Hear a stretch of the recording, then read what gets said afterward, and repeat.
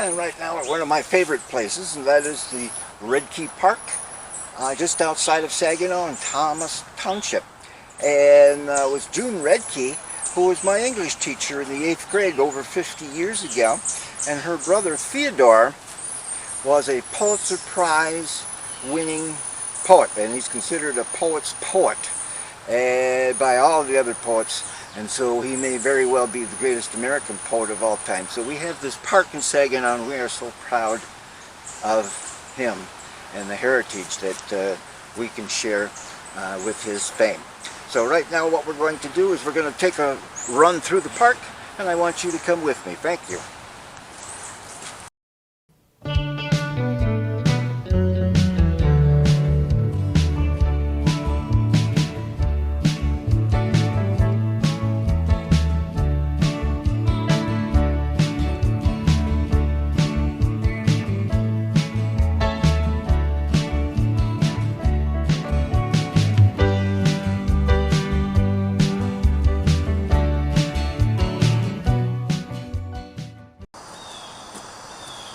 Well, let's go back a few years when I had graduated from college, and it was time to use my teaching degree. And I had a good music business going. I gave music lessons. I played in a band, and it was doing very, very well.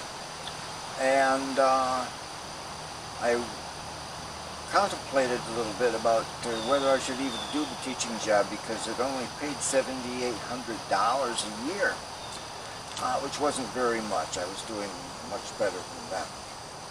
But then I thought about it, and yes, I wanted to do it because I love children, was part of it, and the other was that my business basically started every day when school let out, because a lot of my students were in school, and so I really didn't do that much up until after 3 o'clock every day. So I thought, well, I might as well begin my teaching career, even though it doesn't pay that well.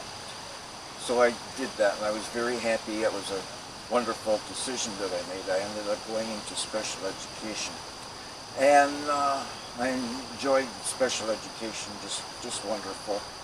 And every day I always wondered, as I went, it was wonderful that they paid me anything at all, because I enjoyed it so much. It was like play for me to be with those wonderful children every day. And as the years went by, I did kind of keep a diary at one point as to what the teaching challenges were, and I didn't pay too much attention to it until many, many years later. I brought out the diary, and based upon the thoughts there, I wrote a book called Lean Against the Wind, which turned out just wonderful. Years later, after I learned how to write, I didn't know how to write, and I wasn't planning on writing a book or anything like that in 1970. And then in the band that I played, it was called the Marauders, and the Marauders we were very successful in college, and we did very well. And my mom came to me one day, and she's a very Christian lady, and she had an article from the paper, a little paper. It said Marauders Wrecked Bar, and she thought they meant that my group, the Marauders, had wrecked this bar. And no, I explained to her the Marauders was a word that was kind of generally used to say that these people were not very good people, and they did this terrible thing. And that was not me. No, they were not Marauders of my group. And then another thing happened on the teaching that was interesting, and that is a little 12 or 13-year-old boy came to me one day, and he said he was for a first lesson. And he says, I want to learn how to play Star Spangled Banner like Jimi Hendrix. Like Jimi Hendrix did at Woodstock, which was a masterpiece it was very incredible, very advanced. Here on his first lesson, he said he wanted to learn that. And I told him, well, it would take a lot of lessons to get to that point, and I couldn't even play it myself, to tell you the truth. But anyway, I could get him to that point where he could learn to do that. And so, howdy. And so, what I did, I decided to keep the music store going in Bay City. And anyway, a few years later, Bob Dyer from WKNX came to me, and he said, there was a fabulous guitar player at the roller rink. Every Tuesday night they had a battle of the bands, and they'd never heard anything like it. And I should go and just listen to this wonderful, talented person. And he told me the name. I thought, I wonder if that's that little kid. Well, I kept a diary of every little person that came in there, and so I looked it up. And sure enough, there was the name. Ted Nugent was his name. So I can say my claim to fame with Ted was I gave him his first guitar lesson. I never saw him again, but he turned out pretty well, I think. I suspect he learned most of what he learned by teaching himself. We're going to begin with a story about stocks, although the main things that we talk about here have nothing to do with stocks, and I'm not even going to suggest that anyone here use stocks as a way to make money, although it is. There is no question. And we go back, for me, to 1970 or so, about that time. And if you remember, I decided that every summer I would try different things. And one of those things was I was going to play stocks. Now, I was brought up in an environment and a family who never dealt in investments in stocks. They knew nothing. So to try that was to step out of my realm completely. So I was not going to just jump into it and lose all my money, because I had heard that you could lose your money doing this. And I certainly didn't want to lose money when I was only making about $10,000 a year as a teacher. Okay. I made other money, of course, doing other things, but the pay was poor. So I figure I'm making $10,000 or $15,000 a year as a teacher, plus other things that I do. So if I decided one summer that I would do this, and this was before there were internet and all the electronic things and ways to play the stock market. And it was a very down-to-earth system that a person had to use. And anyway, I decided to try that for one summer. So first I read all the books in the library about how to work and deal with stocks. And then part of that was I played on paper with stocks, and I could find that after I did this for quite a while, I became very confident in what I was doing, and I knew there was a lot of different ways to make money with that. So as time went by, I did very well. And one of the nice things about stocks is you can start with a little bit and you double it, and then you double it again, and you keep working on it, and in time you're into some very big money. So I've accumulated quite a bit of money with stocks one summer, and a lot of this I've found I loved chart patterns. There were certain patterns that I love to play, and we're going to show you one here called LA Gear.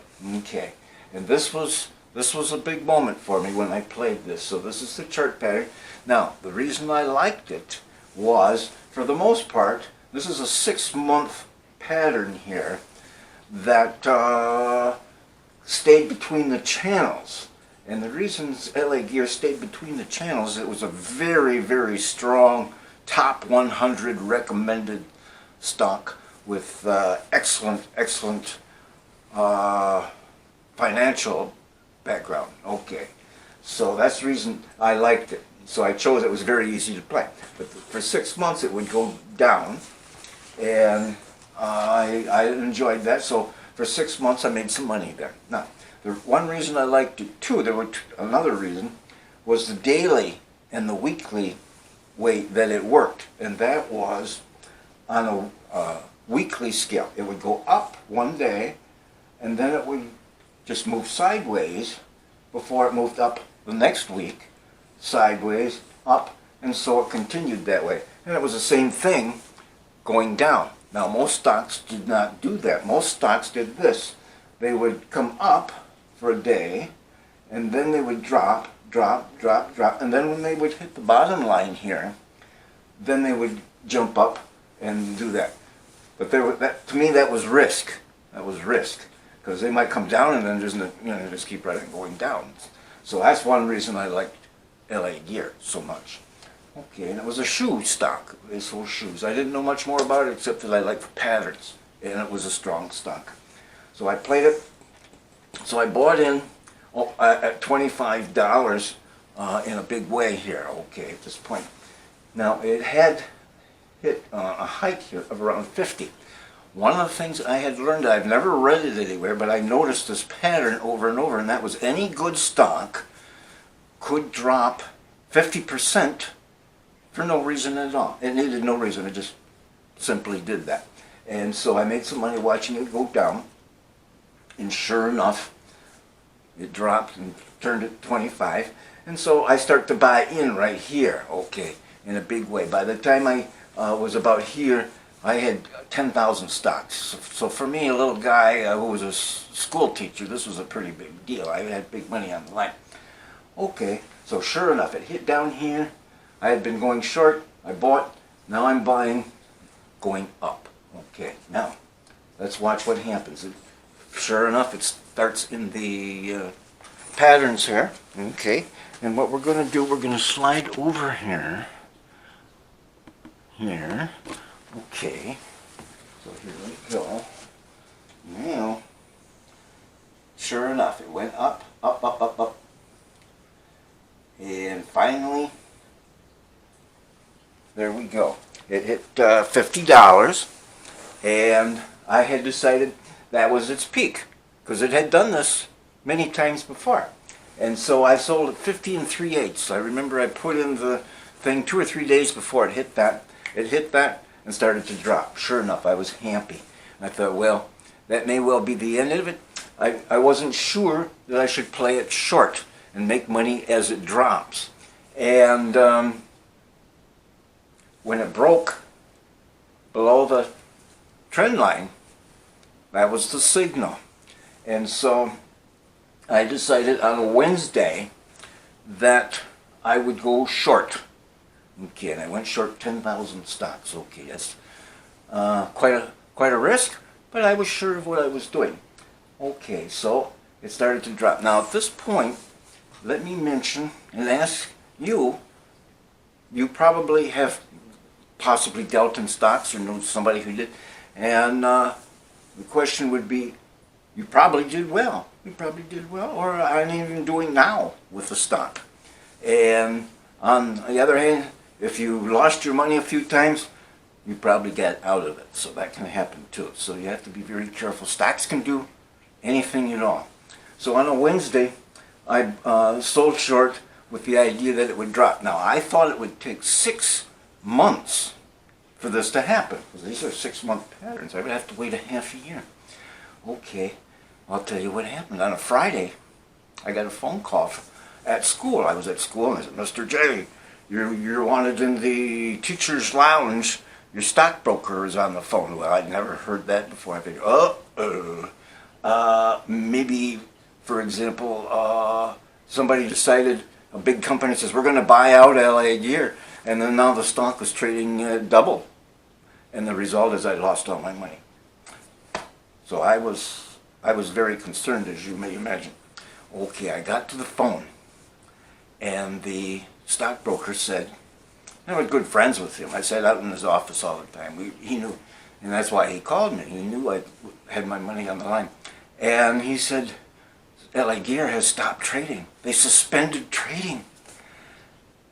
And we don't know what to do, but we just wanted to let you know. It's Friday afternoon. The market closes in an hour. And he says, wait a minute. Here's the word. They suspended the trading, and it's opening at $20. And they were cooking the books. They got caught cooking the books, and it opens at 20. What would you like me to do? Well, here, let's move it over a little bit. And it was at 20. He says, what do you want to do? I says, close out my position, and I'll decide on Monday if I want to continue to play it. I've made an awful lot of money. So I was very, very happy, as you might imagine, that it hadn't gone up. So I made a lot of money between here and here. Now, at the $20, by the time I got home, a half hour later, because it was a last-minute phone call before I left the school, when I got home, I says, how did it do? Did we close it out? Because that's important. Close it out and be done with it. Then it's not on your mind. And he says, we bought you back at $18. It dropped so much. And then it turned right around at 18 and started to go up a little bit. So you did well. So I was very happy. So here I am, a little school teacher, earning $10,000 or $15,000 a year. Earned $250,000 in 3 days. I was very happy to hear that. Now, I was pretty much done with it at that point. And I was pretty much done with stocks at that point because I've been building up, and the pressure is just overwhelming. I could have lost all my money. I was fortunate. I made a lot of money. So that's my stock market story, and I hope that one day you can tell me a good stock market story too. But be sure, if you do any of this, don't just buy willy-nilly. Be sure you know exactly what you're doing, why you're doing it, because you don't want to get caught losing money, your hard-earned money in the stock market. No. Thank you. Not to go get a master's degree and go that route. You make a little more money doing that, but not nearly as much fun as taking each summer off and doing something very different. And so every summer I always did wonderful different things. And one summer I decided I'd like to be a teacher out at Saginaw Valley State College. Okay. And I didn't know anything about it, but I went out there and I said I had this How to Think Small Business for Big Profits book, and that could be a class for people who were thinking about going into business. And they said, well, that sounds okay. And so I started the classes that summer, and the very first night the place was just jam-packed full of people. It was standing room only. We didn't have enough seats for everybody. And so the person who had worked with me, we told the people we're going to have to split it up into 2 nights. There were so many people. And they ended up giving me the largest lecture hall they had at the college there. And it was wonderful to be out there like that. That was beyond my wildest expectations that would happen. And anyway, they loved the class so much. I got wonderful, wonderful ratings. And the students came to me at the end, and they says, we don't want this to end. We need individual counseling with you, Mr. Jay. And so we worked out a deal where I would counsel 4 of them in a little roundtable discussion for several hours, and we would talk about each of their businesses and so forth. And that was wonderful. When the classes were over, the person who had hired me came to me and he said, I have bad news and good news for you. And one, of course, the good news was your class was a huge success beyond anybody's expectations. And the bad news is we can't let you do this again. And I says, well, I don't care. I only plan to do it this one time. And I'm very happy the way it turned out. And he says, well, but can I ask you why? And he says, well, yes. He says, we were so impressed with this reception that you got to this class and this business idea. We are going to set up Saginaw Valley Business Institute, and we'll run it pretty much like you did. And I had guest speakers come in. I did all kinds of things that really made the class exciting for everybody. So that was wonderful. So you could say that I was the spark that began the Saginaw Valley Business Institute out in Saginaw. I was so proud of that.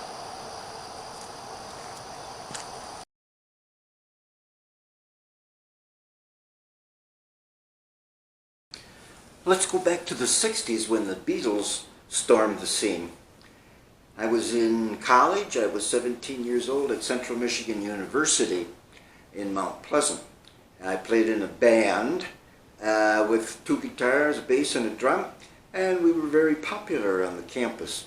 We played at a place called the Whaler Club from time to time, and I got into a conversation with the owner, and he said that he was going to close the place down during the summer break because there would be no college kids there.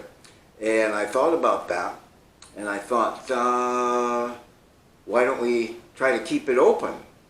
And he had no idea. Why would you, there'd be nobody here? I said, well, there's high school kids, and the high school kids would love to be entertained. And we could do it one night every week. And we'd probably do pretty well. He had no idea how to promote or how to do this. And he said, well, let's be partners. And so we were partners. And he lived in Detroit, which was way down the road. And so he turned it over to me, and I ran it. And the result was I decided I had to promote this a little bit to let people know we were doing this. And so I decided I would notify all the high school kids in the area in little high schools in little towns that surrounded Mount Pleasant.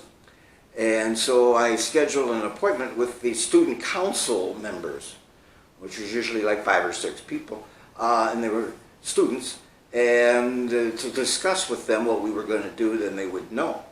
And when I told them we were going to have bands entertain, and they didn't know what bands were. They says, bands? Like with trumpets and clarinets and things like that? And I says, no, more like the Beatles. Well, they barely knew who the Beatles were. So I could see they didn't understand quite what it was all about. And I said, let's do this. You give me the name of somebody who entertains at your high school assemblies and is pretty good at singing and entertaining, and I'll have them there the first night. And then everybody can come there and you can support them. And they said, fine, we understand that. And I says, then once you're there, you'll understand just kind of what the whole thing is about. And the event did very well. Everybody was happy. They came in from all over the area. And I was very happy, and they were very happy the way it turned out. So the following summer, we decided to do the same thing. And I decided to take on some partners. And the partners were disc jockeys at WKNX. Now, this was a big, powerful station in the entire area there. And everybody listened to whatever they had to say. So I took on 3 people from the WKNX. One was my best friend. His name was George. And he was an engineer there. And then he introduced me to Mike Wendland and Dick Jamison, the disc jockeys who were there and played all the music at the station all day long. And the reason we needed partners was it would be expensive to advertise. And so the rule was for the disc jockeys, when they were there playing the songs, if there was nothing scheduled between a song, they could simply write on the log, I told the audience where I was going to be on Tuesday night, and that was it. And there was no expense for that. So the result was we had advertising all the time going on this big, powerful station. And so we took it to the next level. We formed, it's called Michigan Teen Recreation. So we started with the Whaler Club, and then we took it to other clubs, all in various towns around the area. And so we were busy like 4 and 5 nights a week with all the entertainment that we had going. So that worked out well to do that. And here I am only like 17, 18, 19 years old by the time we took on the partners and did that. So I learned how to become a manager. We had so many some people come to our events, particularly when we advertised that we had Dick Wagner and the Bossmen were there. They were the biggest draw ever, and they were associated eventually with Alice Cooper and all big groups and things. And we were in some of these clubs, and the result was when we're taking in money here at the door, and I'm standing there watching, and the guy comes in, he says, "I've already paid." And he says, "We don't remember you going on." He says, "It's so crowded that I was pushed out a window," and he was one of several that were pushed out the window because it was so crowded in there. But it was a harmless thing because he pushed out the window, but the ground was right there and there wasn't anything to it. So we had huge crowds wherever we went. We were very happy with that. So that's how you begin. You can start doing one activity and then you say, well, let's take it to the next level because I see a demand and somebody has to fill that demand. In my case, it was managing these teenage weekly dance clubs in the 60s. So that was the beginning of my management career. Let's talk about taking something bad and see if we can turn it into something good. In about 1970, I had a film collector's business, and what it was, I would buy out photo shops who had little bits of film, 16mm sound film, and there were special collectors who loved these tiny little scraps of film, which to most people weren't anything at all, but to them they loved those. And I was a collector myself, and so I understood what they wanted. So I had done this for 10 years. And then one day, a WKNX television friend of mine came to me and he said, "Look at this." Well, I looked at it, I didn't know what it was. And he says, "This is a video recorder. And we use them in the television station all the time. And but what is going to happen is they are going to make those available to everybody in your home. You can record right off the television and then watch any films that you want off the video recorder." I thought, whoa, that's a game changer. And these 16mm films are going to be obsolete very quickly. So I think I will get out of business. So what I decided to do, I went to Wisconsin to a convention where there were film collectors there and dealers, and I had decided to sell out everything at cost. And I was very successful in that. And about a year later, the IRS came to me, and it was a lady. She says, "Where did you get the $20,000? And I says, "Well, it's in the report there." I was a businessman and knew how to report those things properly. And she says, "As far as we're concerned, you stole all those films. You have no cost on those, and so we want all the money." And she asked me, "How much money is in your bank account? How much is in your savings and checking account? How much is in your home? What's your equity in your home?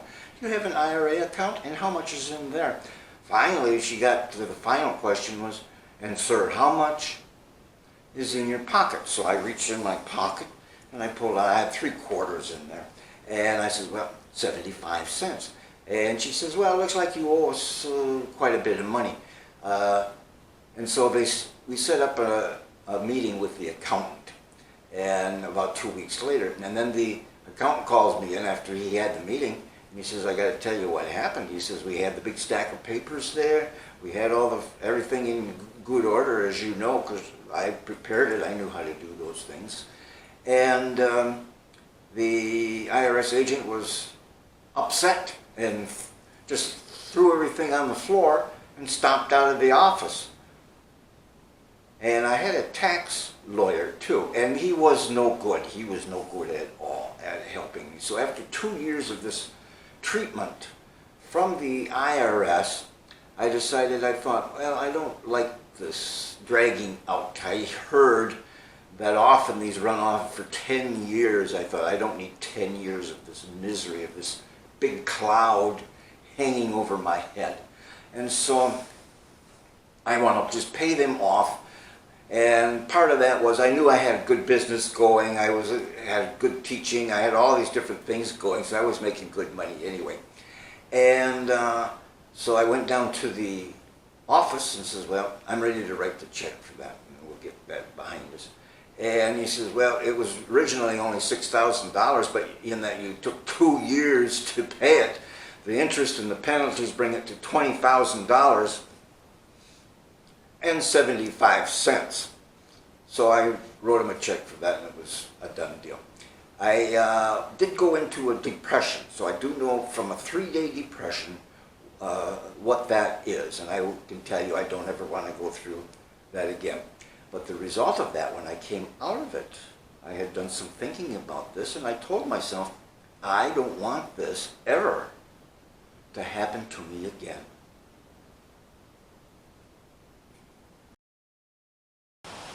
They would not be interested in comic books stashed in a warehouse. Okay. Now, as opposed to everything else, they could put their hands on it and seize everything. They would never be interested in comic books. Now, I had an art degree, and I knew good writing when I saw it, and I knew good comics when I saw it. And my thought was, I will purchase every month wholesale. I'll buy them from a distributor, just like a comic shop. But instead of selling them, I will just stash them away for 20 or 30 years, and that'll be my retirement program. So that's what I did. And it was 1977. The very first purchase was in January 77. And one of the first things that came along was Star Wars #1. Well, nobody knew what Star Wars was. The movie wasn't due to be out until that summer. So here it's January and summer. Nobody had heard of George Lucas and Star Wars and all this. But I thought, well, it's kind of counter-culture, and if anything, it could be a big winner. You never know. And if not, it wouldn't cost me that much. 19 cents a piece, that's all they cost me. Now, I didn't buy just one of this, one of that. If I thought I had a possible winner, I would buy 100 or 200, even 500 of an issue. So I bought 200 Star Wars #1s, and that run me 19 cents a piece, or $38. That was my investment. And every month, as the years went by, it went from $150 a month as the prices went up. I was investing $500 a month a few years later. But I did that for 20 years and never really sold anything at all. I wasn't in the business to sell. It was a retirement program. So as we look back, it was a good decision. And what I did, I bought #2s, another 200, and 3s, another 200, and so forth. The #1s recently sell for $3,000. So that $38 investment became worth $600,000. And that is just one purchase, you know. So I've been purchased over $100,000 worth of comics at wholesale over the years, and I did very well. And so about 20 years ago, I began selling a few of the books, and the result was I've already taken in $2 million already in. If I were to sell out everything today, it would be, I figure there's about $8 million in my inventory yet to go, and it'll take me decades and decades, and I plan to pass that on as my legacy to family members.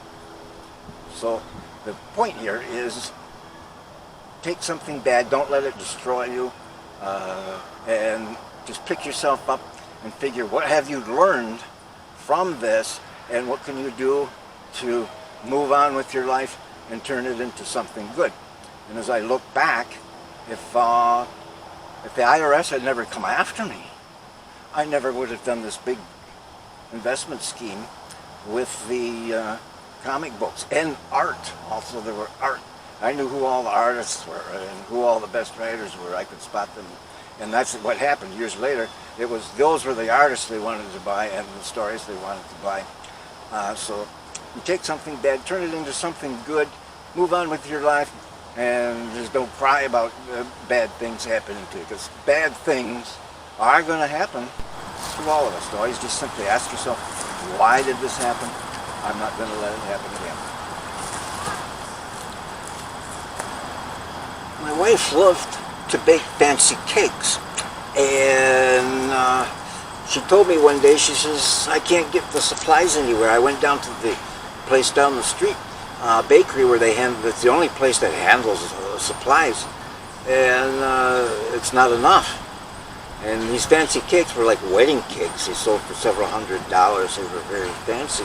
You needed special supplies to do that. So I went down to the bakery, and I could see, the sale of those cake supplies was not important to them. They had hardly anything at all.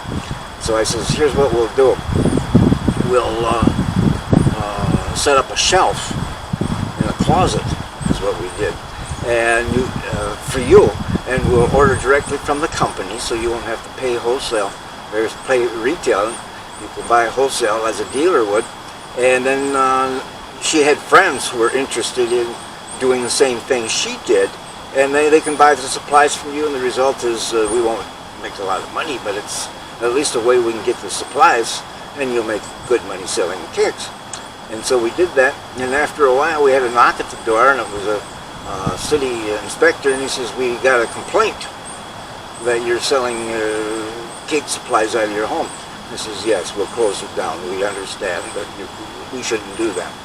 And it was starting to get a tiny bit out of hand. We sold only to family members and close friends who were interested in that sort of thing, but we could see there must be other people out there who want to do that. So we opened up a tiny little store down the street, and it did very well. And then eventually, after a year or so, we went into a big shopping mall, and the result was we did very well. We did that for 15 years.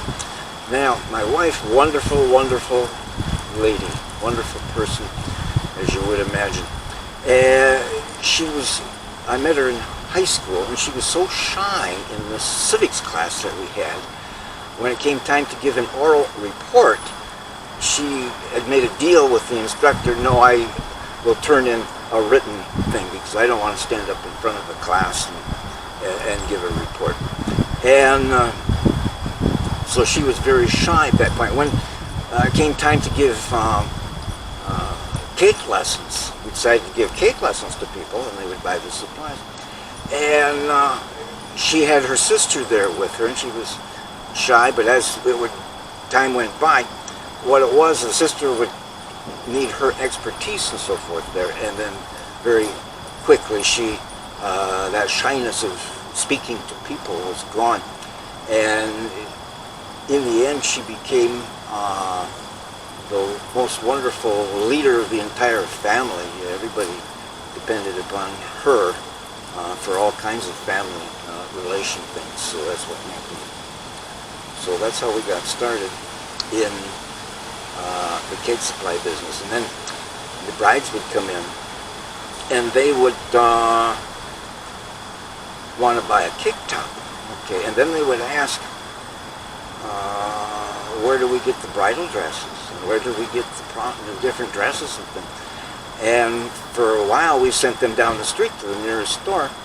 And then eventually, we said, well, why not open our own store? We got the customers here. We'll sell the bridal dresses and all the dresses that go with that, even prom dresses and all kinds of things.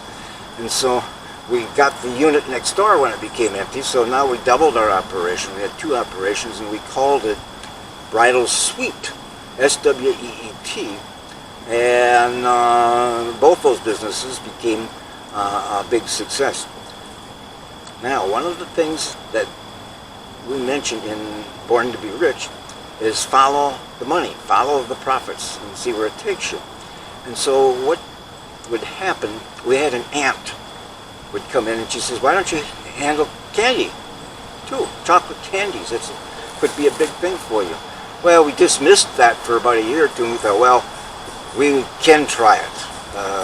We can't imagine candy that sells for $2 a pound to amount to that much. And so we tried it.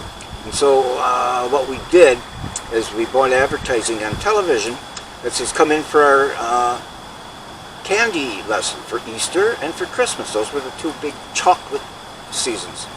And then the other thing that happened was our business was counter-financial. In other words, if businesses were doing poorly, we did good because they wanted to use our products because it cost them a lot less and they had a lot better product in the candy. And so we bought the advertising, and it says it's easy as 1, 2, 3. Here you get the chocolate, and you pour it, and you pull it out of the mold, and then you can paint it and do different things. And the lessons were just $3, and we got so many calls on the lessons that we had another unit 3 doors down where we gave the lessons, and my wife's sister gave the lessons, and there would usually be about a dozen people at each lesson program. And when it was over, they would come into the store and purchase the supplies they needed for the to make the candy that they wanted to make. And usually they spent around $100, and this happened 2 or 3 times a day for weeks and weeks. And that was always just the first purchase. And so eventually they would come back and get more, and they did well too, because they made such fine candies. All their friends wanted it, and they would sell them to their friends as well. So it became a money-making venture for everybody involved. About a year later, the Nestle company, who we bought the chocolate from, said, "How would you like to be our distributor? You're doing so well that we want you to make a distributor for the entire state of Michigan." And we said, fine. And so we sold to other dealers as well at this point. So what began as a little operation with one little shelf in our basement in our home ended up, we became the chocolate kings of Michigan. So that's where the profits took us. And I think that's about it. Around 2011, I had been retired for a number of years, and I decided I would write some novels and just do some writing things. It was a creative thing that I had learned from June Redkey way back in the 8th grade. I thought I put those skills finally after all those years to work. And a wonderful thing happened at exactly the time I decided to do that. And that was Amazon introduced Kindle, a revolutionary way to read books. Didn't need the print books anymore. And I was in on the ground floor on that, and it was wonderful because the Kindle books just flew off the shelf, you might say, although there was no shelf for that at all. And I just was so happy that that happened. It was nice because you didn't have to stock books. Customers could order from all over the world, and so very quickly I became an international writer of all these books. And I was very happy with that. But as time went by, more and more writers got into that, and there were too many writers, I felt, and the books didn't sell like they should. So I had to think, what do I want? Do I want to try to make money with the promotion and sell the books, or would I just give them away? Because the giving away took in thousands of readers, whereas when I did I would like 99 cents a sale price, very few were interested in that at all, because we had reached the age of, we want it free. That was it. So I decided, well, we'll give it away free. So years went by, and my wife passed away, and a few months ago I decided I would check into what they had, was called a reader program, and they would give you money supposedly for pages that were read in your book, and I didn't see any money for that. So anyway, I called them up. I says, where's the money? And they said, oh, you had it placed into a separate account. And I've only vaguely recalled doing that, but I did that for my wife, I know, because I wanted her to have money. And I thought, well, she probably took all that money and spent it as the years went by, and it probably wasn't that much anyway. And so I decided I'll go down to the bank. So I went down to the bank, and they told me how much it was, what was sitting in that account. 7 years worth of royalties for reading. Now, bear in mind, they started the program with $3 million a month went into this reading program, and by this time they were up to $30 million a month. And when the bank person says, you've got a lot of money here, he told me how much it was. I tell you, it was a LA Gear moment. It was 7 years of royalties. There it was. And my thinking here is, in the Born to be Rich concept, we say, give away. And I was fortunate in this case that the giving actually did give a direct result. I just didn't know it for 7 years. So that's the way it was. And that about rounds up our presentation here today, and we hope that you enjoyed it. Let's review a tiny bit what we may have learned today.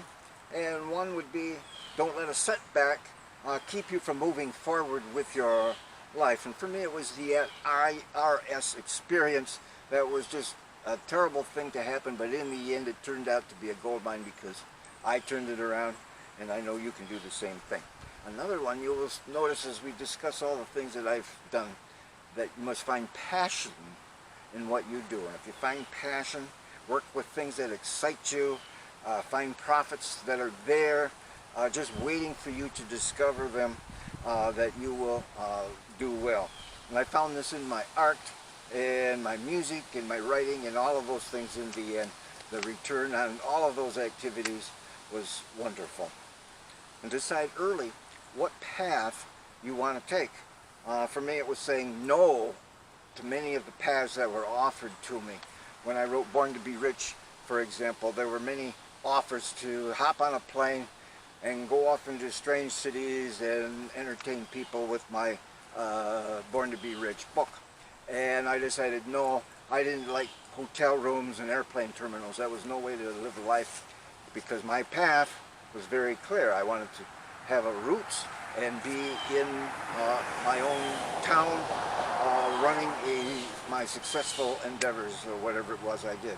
But I would enjoy it in the comfort of my home, along with my loving wife. And from time to time, follow the money and let it lead you down to a path for profits. And those profits are always waiting. You just have to search, find them, and then go ahead and take them, like I did with the candy, for example. We had no idea that when we set up a closet in our basement that eventually we'd be the candy kings of Michigan. And most important of all is to follow your heart and love all of those around you without reservation. My love for my wife was unwavering, and I can imagine that she's looking down upon me at this very moment, and wishing me the best in my current endeavors. So it is my hope that one day that you will seek me out, shake my hand and say, thank you, Mr. Jay, you changed my life.